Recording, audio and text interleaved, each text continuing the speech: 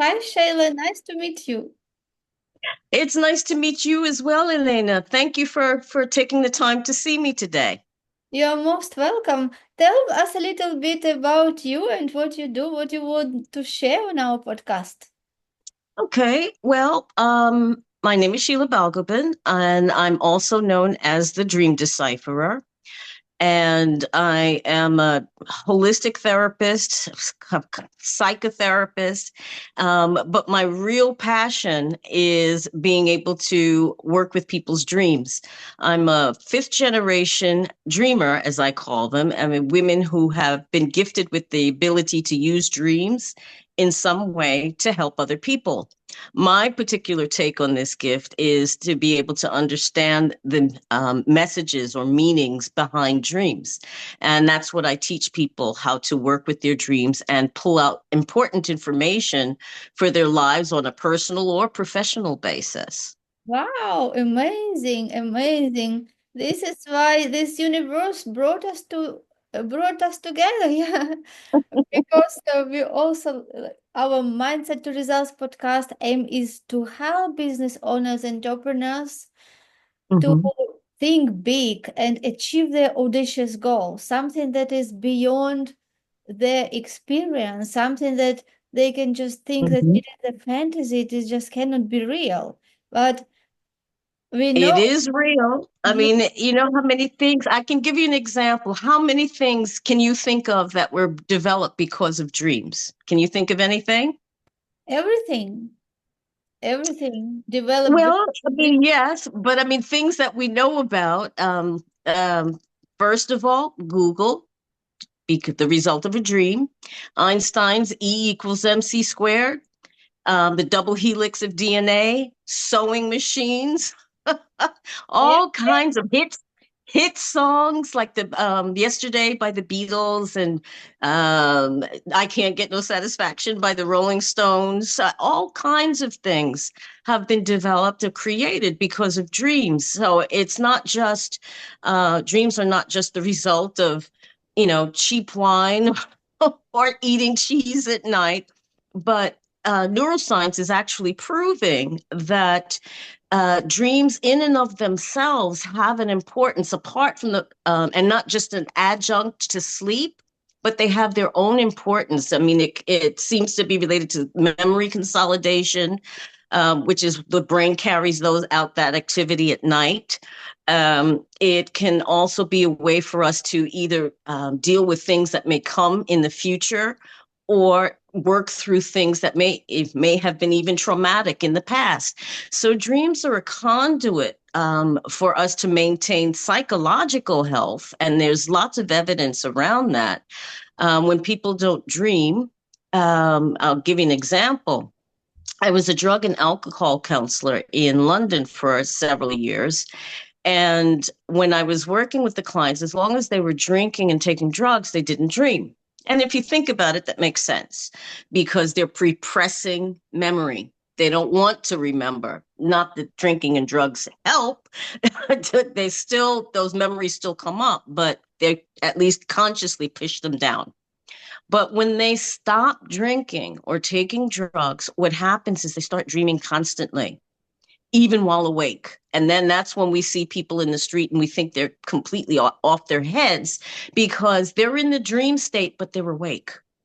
And it's just as real as if they were talking to somebody who was physically there. It's real for them. When we're dreaming, we're there. So the unconscious mind is actually breaking through to their waking lives, and that's why they look, psychotic to us because they're talking to people that aren't there. So it's not only our mental health that's affected when we're not dreaming, but our physical health as well. There's evidence that women who may be in the early stages of breast cancer may often have dreams that are related to that fact.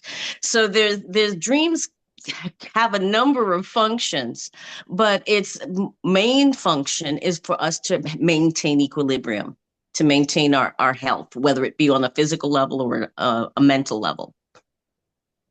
Yes, I would say that everything that is big, what is achieved, even mobile phones, yes, it would be a dream for somebody even 50 Yeah. years ago. Yes, if True. it would be somewhere shown that it can be possible, nobody would believe. It would be out of sense, out of logic, right?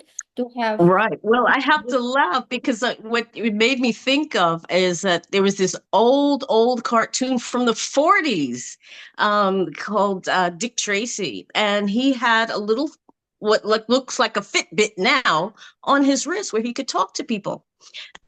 That was totally, unimaginable, but we have it today. So, yes, I think everything starts with a dream or a thought at least, and progresses from there. And dreams can often give us the clues, help us to put together an idea and bring it to life in the physical world. So yeah, I think you're right. Everything starts with a dream in a sense. Yes, and I'm believe yes, I believe that this world which we have now, with all Hmm. the opportunities and conveniences which we have, this is just Hmm. because those dreamers who Yeah, saw absolutely. their mind, and that was Hmm. total nonsense but for other people because they couldn't see this physically. Those people who Right. think that they have see something in order to believe, but the world Hmm. was built by those people who could believe it before they could see it physically, and Hmm. because Yeah. they could believe that and see it as a mental picture, yes, in their mind, and Hmm.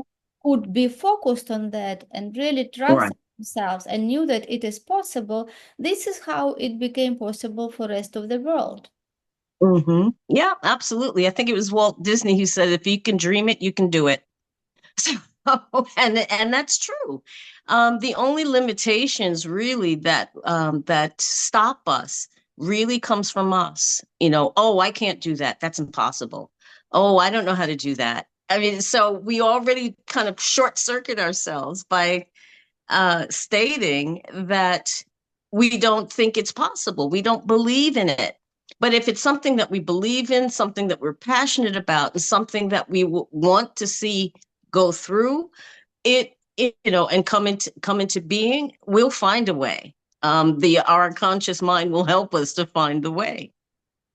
Yes, it is interesting that we have been conditioned by educational system. You're more conditioned to think logically, to know Hmm. your step. Even it is a very uh, popular identification of the goals that it is known as SMART goal, right? Like SMART, Yeah.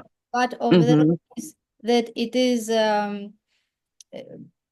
goal which you can make.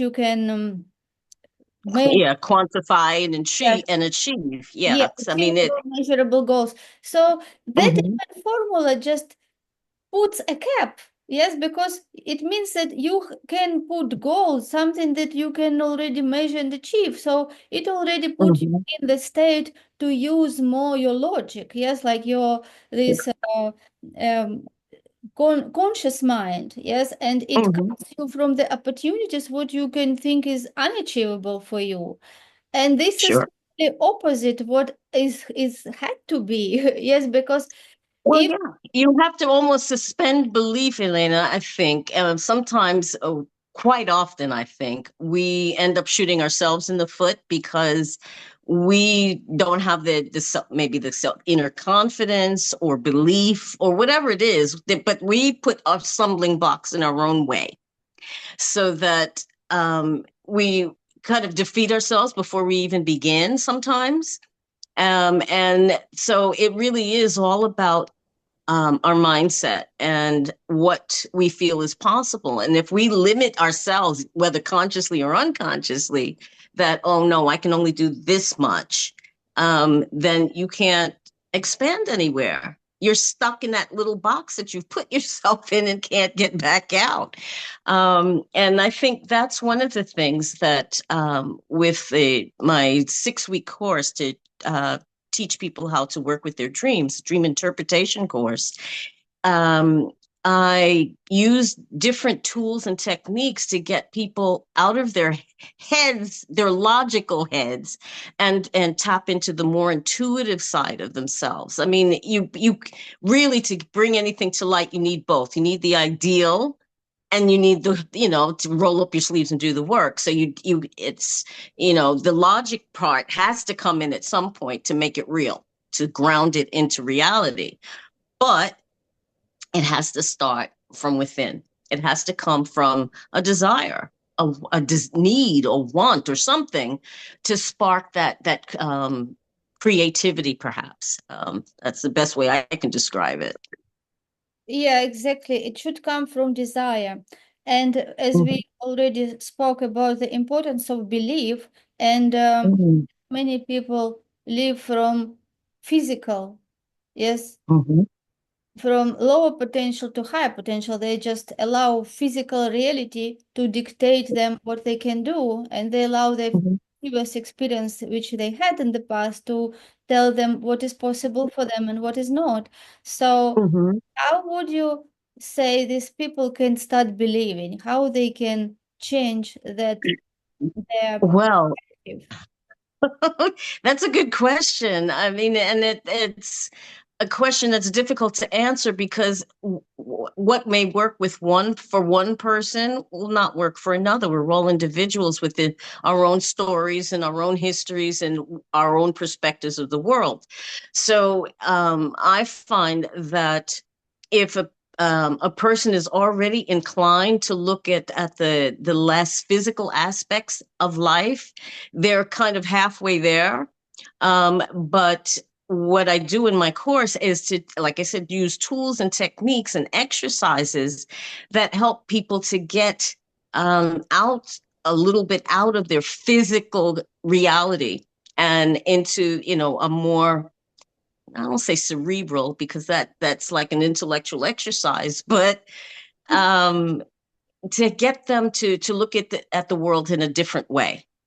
I mean, to give you an example, one exercise that I have people do during my weekly live sessions during the course is to learn how to scan for energy.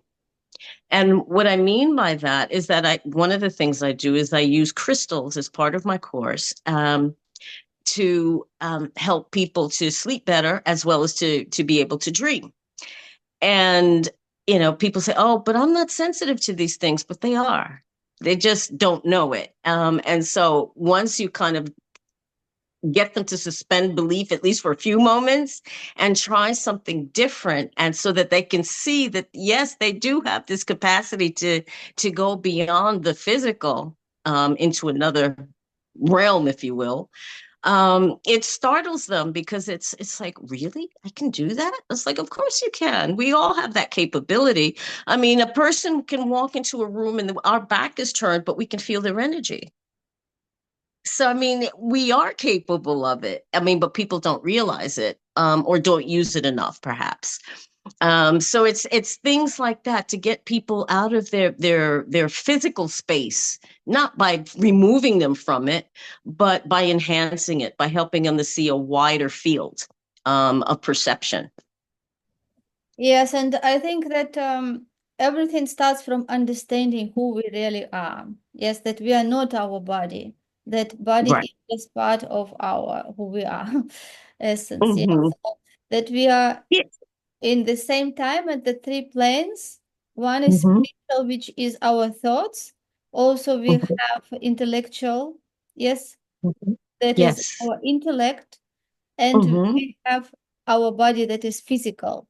And when we Sure. want to live from high potential, that is spiritual ability to have thoughts and also intellectual ability to generate ideas. This is where we Mm-hmm. think and generate ideas. And when we learn how to live from that, and then the Mm-hmm. body, understanding that the body is just the uh, instrument for us to live in this physical world, and we have these five Yes. senses which are given us to enjoy life, like nice Hmm. food, beautiful music, different beautiful flowers, yes.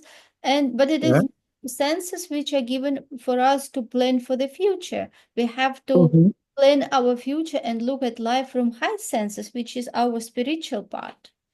Yes. I mean, we're all, there's an expression to say we're not bodies walking around with souls. We're souls walking around in bodies. So we're spiritual beings having a physical experience. But people, for whatever reason, for various reasons, turn it on its head. So they um, relate only or in a major way to the physical. They forget that, it's when the soul leaves the body is just a shell, to be removed and put away somewhere, however they decide to do that. But it's reminding people that, like you say, there are three parts to us. There's three distinct areas to that make up who we are, and we have to be able to function optimally and to be the best we can be and fulfill our potential. We have to integrate those parts of ourselves all together and get them all working in concert. Now, some people are great at working on the physical plane, but don't talk to them about anything that about thinking about things or thinking things through or anything like that. They're not interested. And unfortunately, in Western society in particular, it's about what you do, what you do. The first thing, you go to a cocktail party and you're asked, what do you do? Not who are you, but what do you do? As if, your job defines who you are. And I'd like to think I'm a bit more than just what I do. But I'm somebody that, is having this experience and interacting with other beings having an experience. And sometimes that can be hard to get people to kind of get on board with. Yeah, I think that everybody comes on board of the vessel when they're ready for it. Yes, there are different Absolutely. vessels and all different directions where these vessels Yeah. are flowing. Yes, and Hmm. everybody finds his vessel at the time which is aligned with the level of awareness and consciousness he is. Yes, and it's Hmm.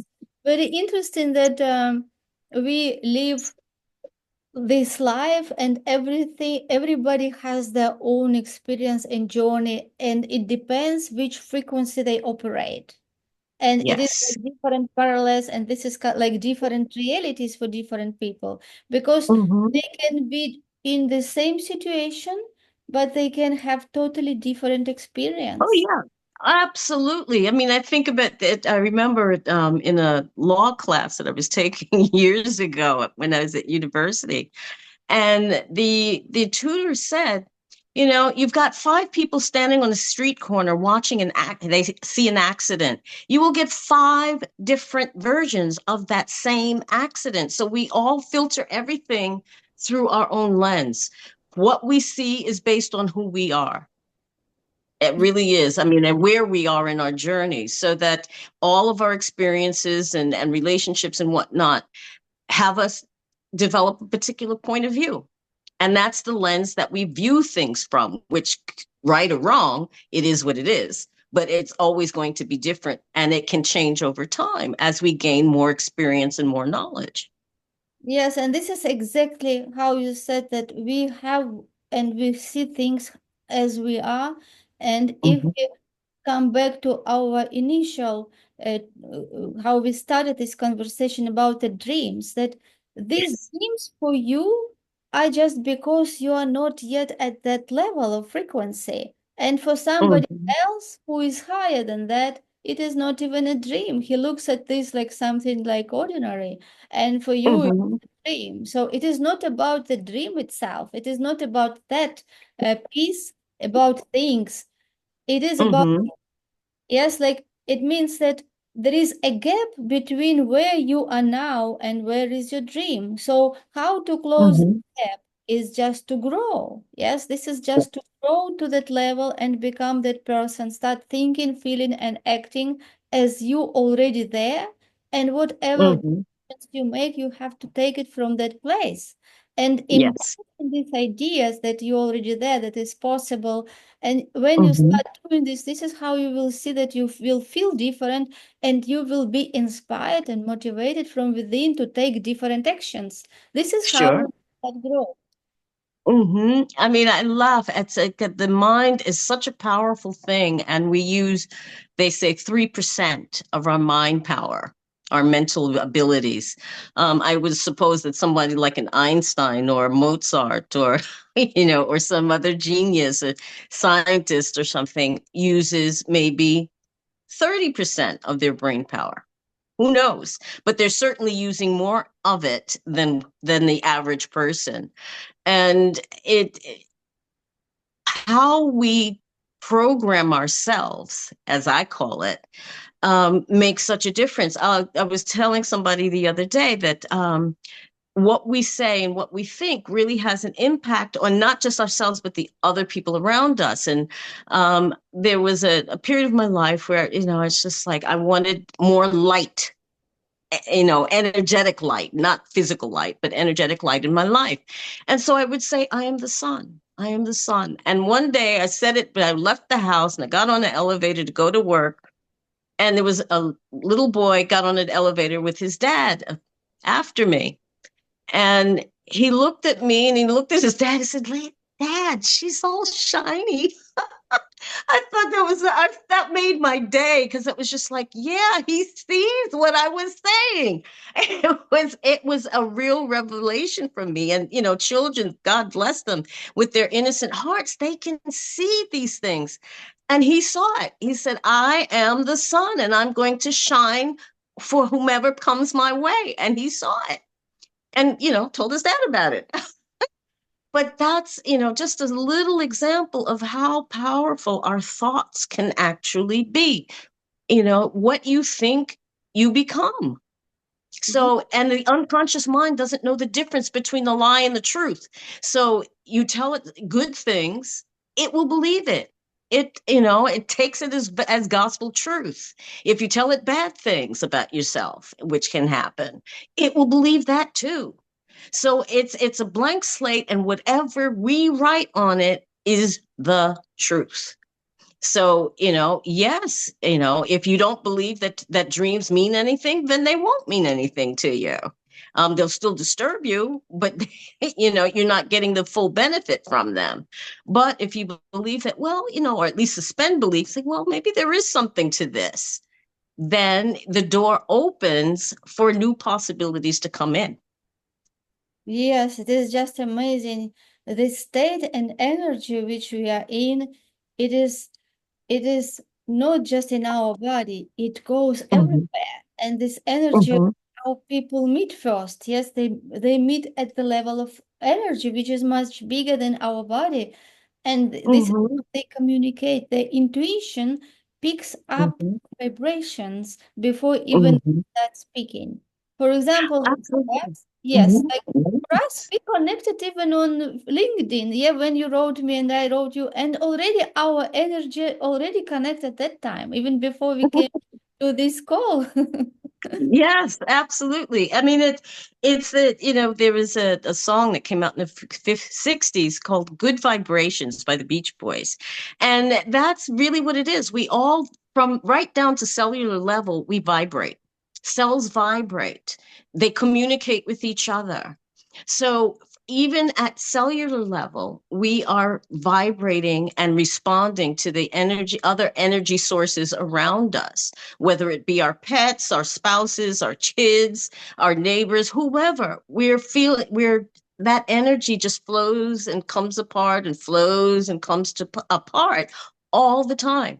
It's just a matter of whether we are aware. And that's the thing. Some people are very aware, like me. I'm an intuitive, very sensitive. So it's being around a lot of discordant energy jangles my nerves. But other people are totally oblivious to it for whatever reason. So we all have that capacity to be able to respond to the energy, this energy soup that we walk around in. But it's whether we choose to engage with it or not. That's the question. Yeah, interesting how you said energy soup. Yeah, if we just think about this, yeah, funny, funny terminology you just said. Yeah, and it is really true. We are in the energy soup every moment. You just think about how many television channels we have, how many radio stations we have, and all Mhm. channels, yes, all these radio stations and television, all these channels, they transmit different information at different frequencies, right? When we just Mhm. channels, it means that we Mhm. flip one frequency to another frequency, and this is how we will can see music or movie or sport. It is just Sure. those frequencies, and really Mhm. we are literally in that soup of those frequencies and that information, but we don't see this all information, all this moving and all this going through us all the time, because if we could see them, we would get mad, right? Like we could be human beings anymore. So Yeah. that, Yeah. It's true. I mean, it's one of the other things that I do as a therapist is to teach people how to do Reiki. That's like Reiki healing, and it's always that um, people that again they say that they're sensing energy, but they don't know they're sensing it, and when they become aware that they can sense it's they're just astounded. It's like, wow, I didn't know that, that I could feel this or that this could happen.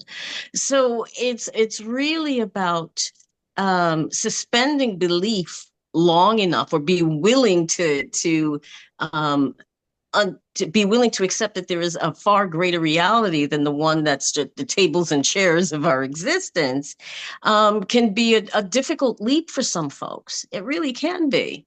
And again, it's like you said, it's about where they are in their journey, and everybody's proceeds at their own pace. Some faster, some slower, some stopped. They're not moving in any direction. They're just kind of stuck.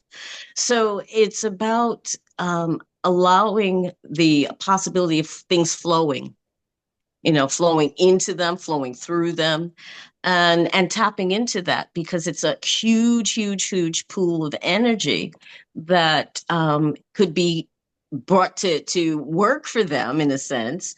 But they have to be, first of all, be aware of that, and then be able to interact with it in a way that um, is beneficial for them. And that what that means for each person is different.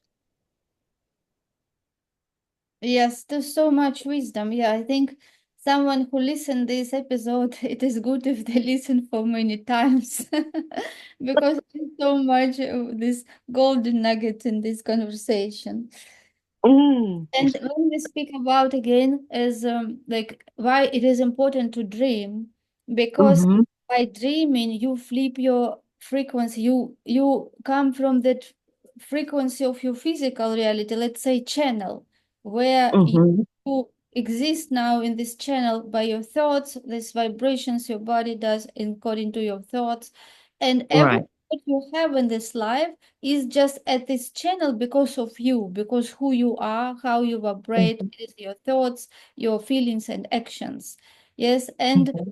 when we speak why it is important to dream, because with dreaming you detach from this channel where you are and you give opportunity for new ideas. And when you Mm-hmm. repeat those ideas many times, when you do it regularly, why it is Mm. important to do it every day. It is not Sure. enough to spend, if you spend 24 hours one day and then you will not do anything for 1 year, nothing happens, right? So why it is Exactly. to do it regularly every day, because you open space in your mind. Yes, like you're now full with this frequency of this channel and all information here, but there are unlimited of number Mm-hmm. of different frequencies, right? So Sure. You open space in your mind and like drop. You let one drop to come because you don't have space. You think they are busy, yeah, because you live this life and you don't have Yes. space for that. So when you Hmm. time for dreaming or to meditate, to imagine, visualize your different reality possible, yeah. So Hmm. it's like you open a little bit space for one drop to come, yes, and then a Sure. drop to come. And when you do it every day, we know that one drop even can make the capacity in the stone. Yes, because Hmm. when it is drops regularly, so even Sure. stone opens, right? And this is Yes. how it happens when you start giving even small capacity because you cannot accept more actually, because you think that you live in this channel and you're so busy being busy. But when you start dreaming, it is literally giving a little bit space for what if that possible, right? And when you start Right. doing it every day, in like let's say in 15 days, in 20 days, you can start giving it serious idea, you consideration, serious consideration. Sure. Oh, maybe Hmm. it is possible. And then you continue doing this 1 month, then you can think, wow, it is possible. I can do that. Now I know, Hmm. I feel that I can do it actually, which Right. is the first step. Yes, this is how Hmm. it works. And how it works, it means that it brings you to that frequency. And then you find yourself that, oh, you are not interested in doing those things which you were doing. And now you are Hmm. looking forward to new things. Yes. Absolutely. I mean, think of it, it's of like flexing a muscle or training for to run a marathon. You're not going to do, one practice run and be able to run 26 miles. It's not going to happen. You have to train. And we have to, in a sense, maybe train our minds as well to be able to be open to other realities, other thoughts, other perspectives, and work with that expanded view of life, of the world, and our environment. But it's not going to happen overnight. You have to work at it. Even though I was born with a gift to be able to understand dreams, I mean, I trained as a psychotherapist. I trained, for many years, I was a holistic therapist. So I had a really good grounding in terms of um, tools, and training. But combined with the physical reality of having those skills, is combined with that mental energy, if you will, or that spiritual energy, if whatever you want to call it, so that they work together. So that you can't have all on one plane and all on the other. It has to be a syncretism, a joining of the two perspectives. So that, because if it just remains in the realm of ideas, it's never going to fly. It's never going to happen. And if you just keep grinding away with no understanding of where you're going or what you're doing, that's not going to work either. But if you bring the two together, the ideological side of things, if you will, and the physical side of actually taking action and putting something in place, then you have the balance and the best of both worlds, if you will. Yes, amazing, amazing. I think we can continue this conversation for ages. Oh, yes, for sure. I mean, and it touches upon everything, Elena. That this is the thing. It touches um, upon every aspect of our lives, how we see ourselves, how we see others, how we deal with people in the world, um, how what we feel we're capable of. And dreams are, I think, a little gift from the universe to not only to kind of set the scene and tell us, this is what's going on with your soul today, but can say, okay, you need to look at this issue, and this is what you need to look at, and then start to suggest ways of moving forward to deal with that issue, to bring it to some kind of resolution. So dreams have the capacity to really um, expand and heal our lives. I mean, to give you an example, there was sleep study done at the University of Chicago, if I remember correctly. But in this sleep study, they were looking at women who had gone through really messy and bad divorces.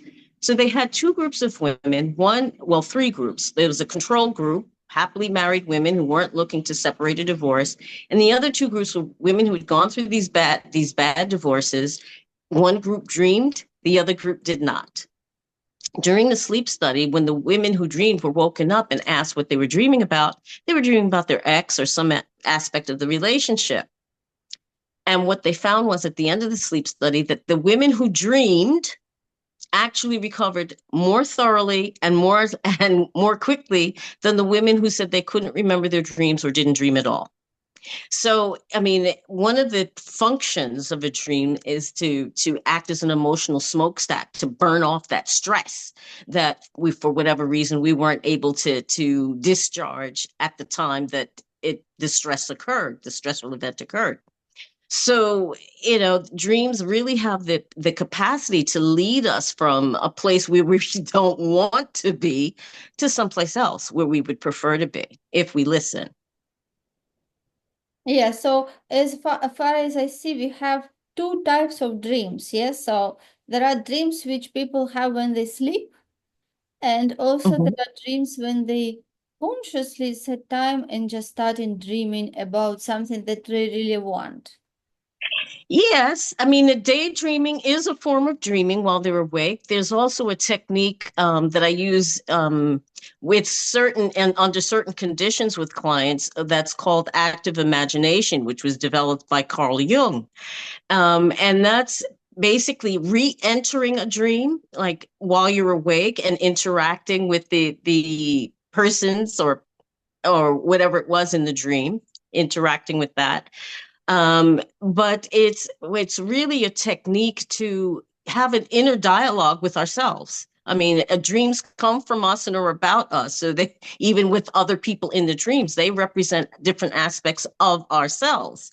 So going back into the dream when we're conscious and awake is really a means of entering into a sort of dialogue with ourselves and, kind of step back a little bit from ourselves a little bit and be able to kind of look at things and see them almost as if they were looking at someone else. So you get a different point of view. Same person, but different point of view. Yes, and see that what you have passion about can be possible. Yes, so you can Mhm. dream and see yourself at this already you in that capacity, Mhm. that life. Yes. And Hmm. when you spend time seeing yourself as your goal already achieved, this will give you that energy and it will motivate you to take actions. And your GP, Absolutely. yes, which is your subconscious mind, like GPS, will start showing you the way. You will see the signs, yes, and it is very Hmm. important to Yes. act when you see the sign, receive the sign. It is important to act fast. Otherwise, Yes. it will go. Yes, absolutely. And that's, I always say that dreams are a call to action. They frame a situation for you and present the information, and then it's like, okay, we've told you. Now, what are you going to do about it? Are you going to ignore this? Are you going to do something about it? And many times, people get these signals, as you say, these synchronicities and different things that come along. And because they're not at that level that we were talking about, that level that to perceive these things, it just passes them by or they dismiss it as being nonsense. Like I said, cheap wine, cheese at night. Dreams have got to be these crazy things that make no sense. And that's the other thing. Dreams have their logic, and they have their own way of expressing things, and it's important to realize that dreams act as metaphors. You dream of somebody dying in a dream. It doesn't necessarily mean that they are actually physically going to die. It's dreams act as if in metaphors. So you would have to ask yourself in the dream, where in my life is this occurring? and where this feeling of something dying is occurring, and what um, how do I respond to that?